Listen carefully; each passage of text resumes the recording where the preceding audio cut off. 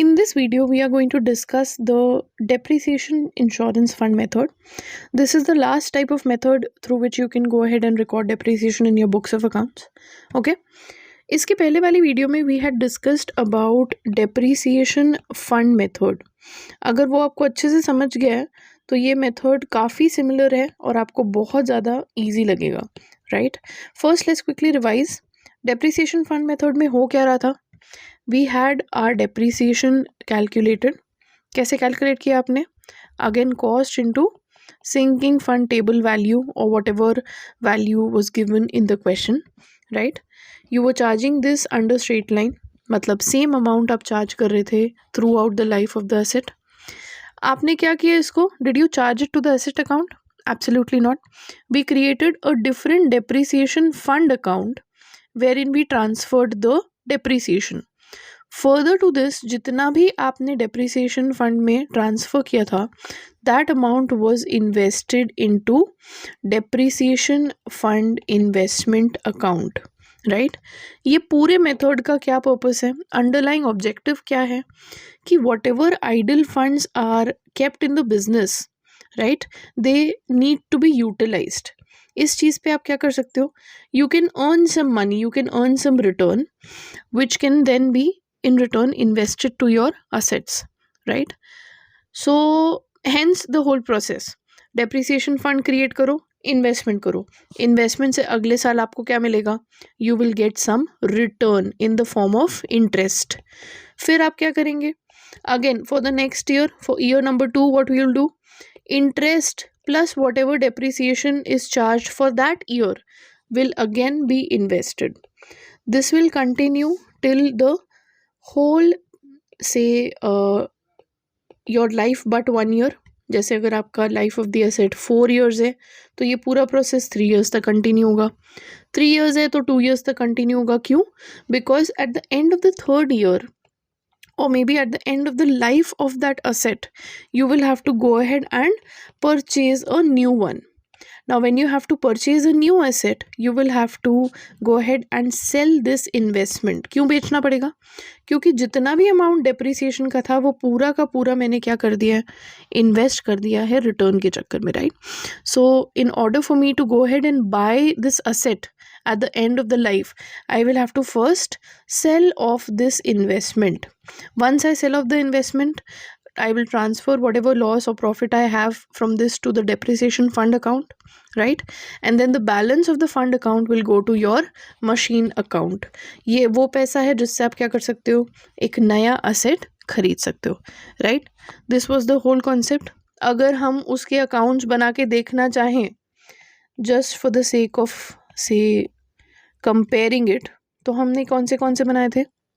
Machine बनाया था, depreciation fund account उसमें बनाया था, और तीसरा अकाउंट कौन सा था.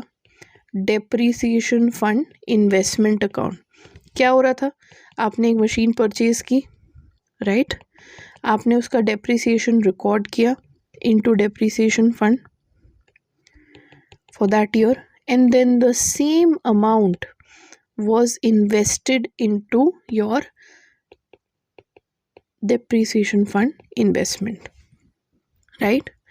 First year के transactions completed. In the subsequent years then what happened. Whatever interest you earned was put into your depreciation fund account. पहले का balance, इसके ऊपर interest और फिर से depreciation. फिर क्या हुआ. Again this depreciation and interest was invested. यहाँ पे आया आपका bank account, right, and the year was closed. This continued till the life but 1 year. After that your investment was sold. तो आपने एंट्री डाली, रिसीट की, पैसे मिले आपको. लॉस आया होगा तो यहाँ डाला होगा. Loss was transferred to depreciation fund, right. जितना भी बैलेंसिंग फिगर आया होगा transfer to your machine account and that is how you went ahead and recorded these transactions. अब आपका डेप्रिसिएशन इंश्योरेंस फंड मेथड क्या बोलता है ये समझिए. इसके पहले वाले इसमें हम इन्वेस्टमेंट खरीद रहे थे, राइट। अब हम लोग इंश्योरेंस पॉलिसी खरीदने वाले हैं, that is the only difference. ठीक है, इंश्योरेंस बेसिकली होता क्या है, it protects you against any uncertainties, right. Insurance policy का क्या हमें रिटर्न मिलता है, कुछ इंटरेस्ट देते हैं क्या वो ईयरली? नहीं। तो यहाँ पे जो आपका इंटरेस्ट फैक्टर था, now that is eliminated. Okay, अब आप इंटरेस्ट नहीं कमा रहे हो, अब आप क्या कर रहे हो, सिर्फ डेप्रिसिएशन निकाल रहे हो और उसको इन्वेस्ट कर रहे हो कहाँ पे, इंश्योरेंस पॉलिसी में। ओके, तो आप प्रीमियम पे कर रहे हो। Now you are not getting any returns, now you are paying up premiums. अच्छा, प्रीमियम पे कब होते हैं? Premiums are paid at the beginning of the year. तो यहाँ पे एक और डिफरेंस आएगा। दूसरा डिफरेंस क्या आएगा कि आप जो लास्ट ईयर में हम इन्वेस्टमेंट नहीं कर रहे थे, क्यों नहीं कर रहे थे? क्योंकि हम ये पूरा ही बेच रहे थे ना। So at the end of the year, I was selling off the asset. Hence, I did not go ahead and make the investment. But यहाँ पे in case of insurance policy, मेरा प्रीमियम पे कब हो रहा है? Beginning of year में. तो I will have to pay up that amount and then close up my insurance account. ठीक है, समझ में आया? इसको एक क्वेश्चन के थ्रू हम समझने की कोशिश करते हैं बेटर तरीके से, राइट। कौन से अकाउंट हम बनाएंगे? एक आपका regular machine account. Again concept is the same. हम क्या कर रहे हैं यहाँ पे भी हम डेप्रिसिएशन चार्ज करके कहाँ डाल रहे हैं?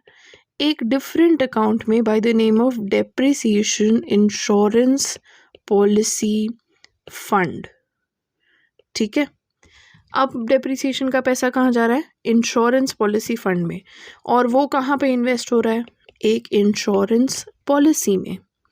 आप यहाँ के प्रीमियम पे कर रहे हैं।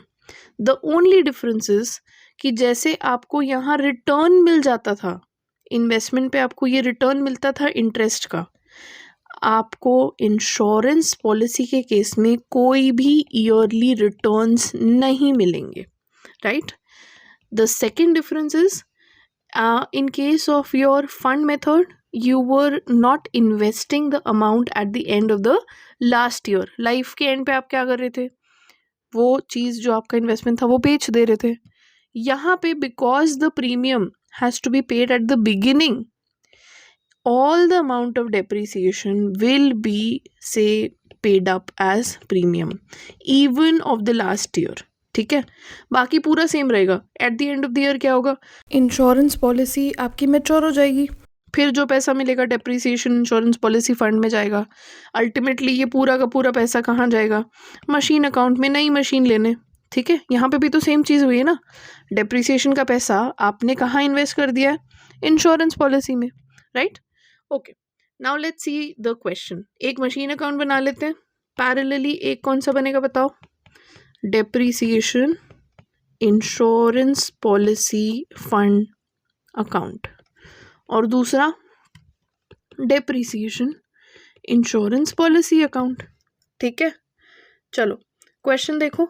A company purchased machinery for ₹90,000। कितने की उसने मशीन खरीदी? 90,000। और उस पर उसने कुछ इनकर किया, फ्रेट, इंश्योरेंस, कैरियज, राइट। तो आपका कॉस्ट कितना हो गया? 1,00,000। ठीक है, अब वो क्या बोल रहे हैं?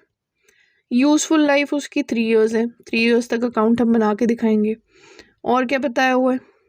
एनुअल प्रीमियम 25, राइट। 25,000 we are paying as premium depreciation, and the amount which is realise at the end is 80,000। चलो let us solve this. Year number 1 पे देखो क्या आएगा? ट्रांजैक्शन। फर्स्ट ईयर क्या हो रहा है? हम कुछ परचेजेस कर रहे हैं। To bank 90,000, to bank bracket में इंस्टॉलेशन कितना? 10,000, और कुछ होगा क्या? बैलेंस 1,00,000। अगेन ये अकाउंट में at the end of the year तक क्या चलता रहेगा? Same entries.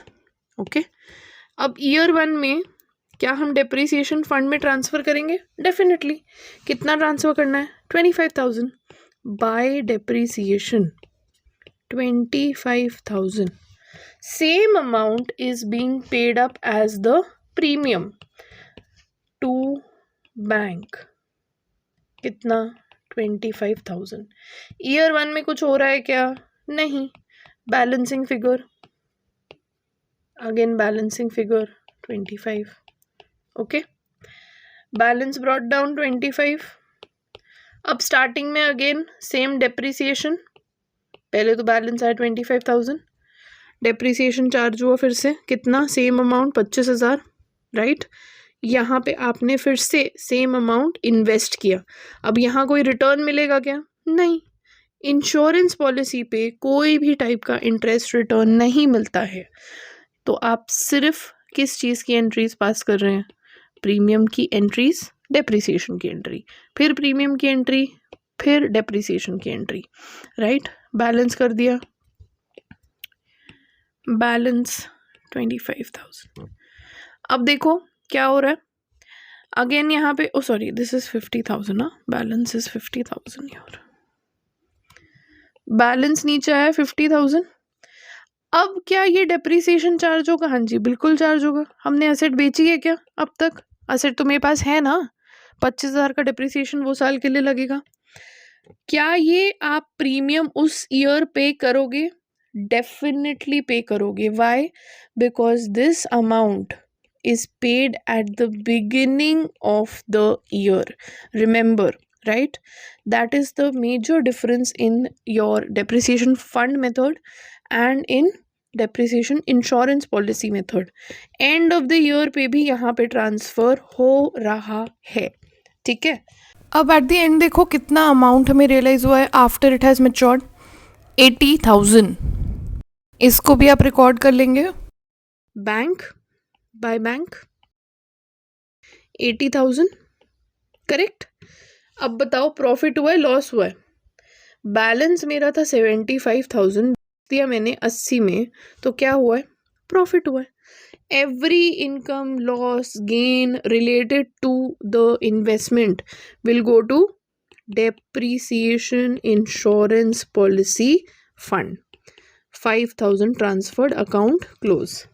कहाँ जा रहा है ये पूरा इनकम, सॉरी जितना भी हमने जो भी हुआ, in your by depreciation insurance policy account 5,000। Once this is balanced, एक बार आपने बैलेंस किया, कितना बैलेंस आया? 50, 25, 5, 80। This 80 is going to go to your machine account. Machine account कहाँ है मेरा? देखो,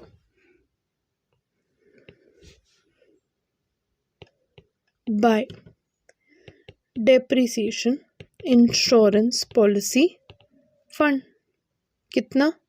80,000। और ये आपका आया था बैलेंस यहाँ 1 लाख।